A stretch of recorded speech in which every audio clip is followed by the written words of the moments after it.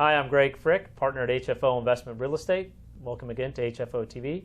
Today we have Stephanie Reynolds here from the City of Portland, Crime Prevention. Stephanie's going to talk a little bit about what apartment owners can do in dealing with crime at their properties. Thank you again for coming. Thank you. I know one question that always comes up with owners is, what should they do if they get a call from the police saying there's been a crime or we've got some inherent issues at the property?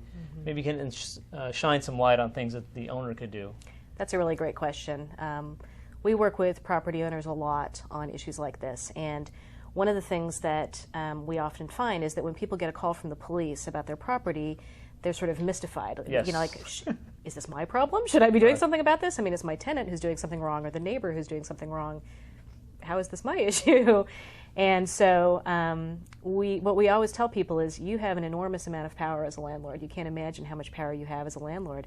You really have all the control in the world as to what happens on your property and how safe it is for your tenants, for their neighbors, how successful your property is. Right. And the responsibility, the power and the responsibility. The power and the responsibility. Yes. There's a tremendous responsibility in being a landlord.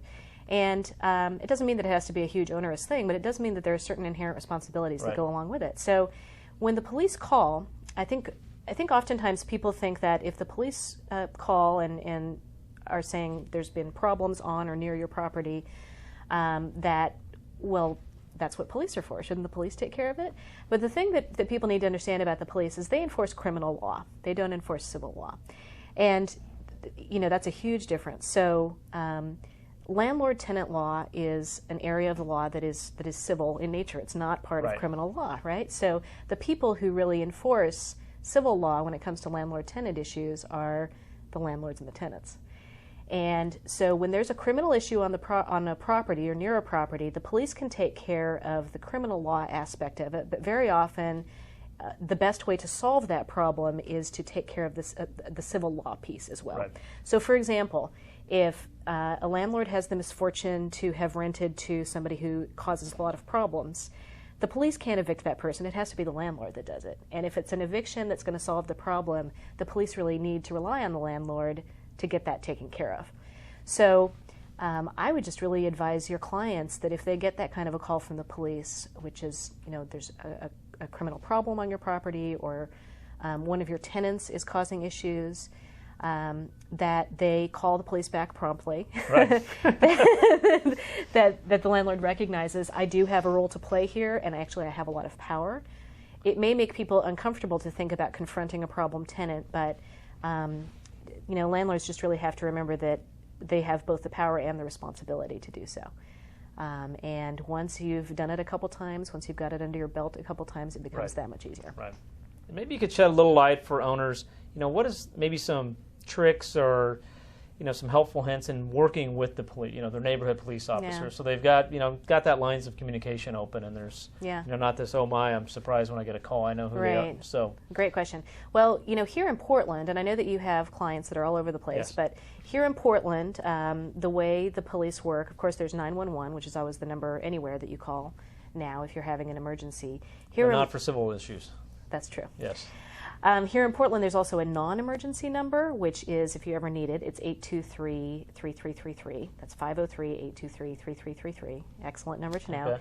That is for non-emergency police issues. So if you need to talk to a police officer in the next 5 minutes, you call 911.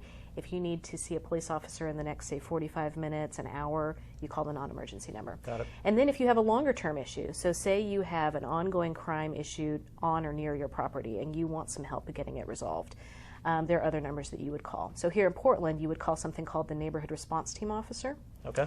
Other jurisdictions have similar officers with similar names. Sometimes they're called community policing officers or outreach specialists. There are a variety of names for them.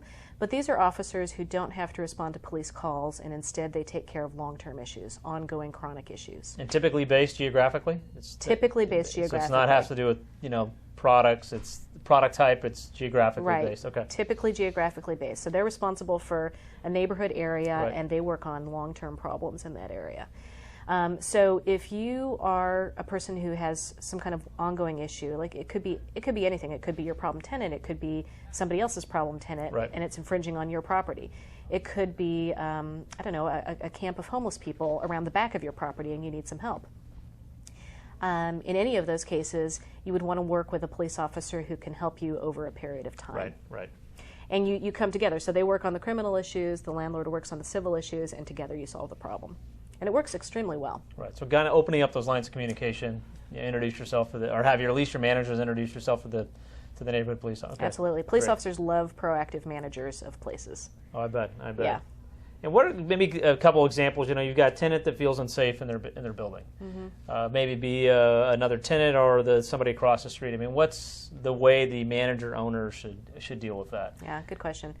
I think it really helps to, well, first of all, you really want to know your tenants. Right. What is going on with them. To the extent that you can, you want to be very familiar with your tenants and the kinds of issues that they have, and you want to be really familiar with your building. So you may get a call from a tenant who's really worried about some physical aspect of the building. Maybe they think that the locks aren't strong enough, right, or that there's not enough lighting or something along those lines. One of the ways that we can help landlords with this is we can come visit the property and have a look around and make recommendations to make it more secure. Okay. And I have to say that it doesn't cost necessarily a lot of money to make your place pretty secure. We're not talking about bright, glaring light everywhere, right, because that's actually a problem. That actually decreases safety. But just making sure that your landscaping is trimmed, that you have sort of a gentle, even wash of light around the common areas and the pathways where people travel, that can go a long way towards making a property actually safer and feel safer for the tenants. Occasionally, tenants have very high safety needs that are not going to be able to be met. Right. And you can only do so much, really. If you have a tenant like that, I think you just really have to explain to them what you can and can't do. But I do think that landlords have a responsibility to make a place as safe as possible within their budget and to inspire confidence among their tenants. So there's the physical aspect of the building itself, and you can also talk to the tenant about, is there something going on in the neighborhood that's making them feel unsafe? Maybe there's some kind of nearby activity that's frightening them. Maybe the nearby park has gang members hanging out in it, for example. You really want to find out exactly what's going on, what is frightening that person, and is there anything that you can do about it as the landlord? If it's not something that you can do something about, you can at least connect your tenant to the local resources that are available for them. Within Portland, our staff is happy to talk to people who have safety concerns and help them explore ways to feel safer. And how do they reach you? I mean, is it through their neighborhood police officer? Is that through the city of Portland? Through the city of Portland. So the direct line for our program is 503-823-4064. Okay. Also, another very useful number in the city, and actually in Multnomah County generally, is the city-county information and referral number. You can find out about practically any government service that's available through this line, and that's 503-823-4000. Very useful number to know. Okay. Well, thank you again for coming and shedding some light on this. Sure. Thank you for watching HFO-TV again, and we'll see you next time. Feel free to learn more about our firm by visiting our website or calling us directly. Thank you.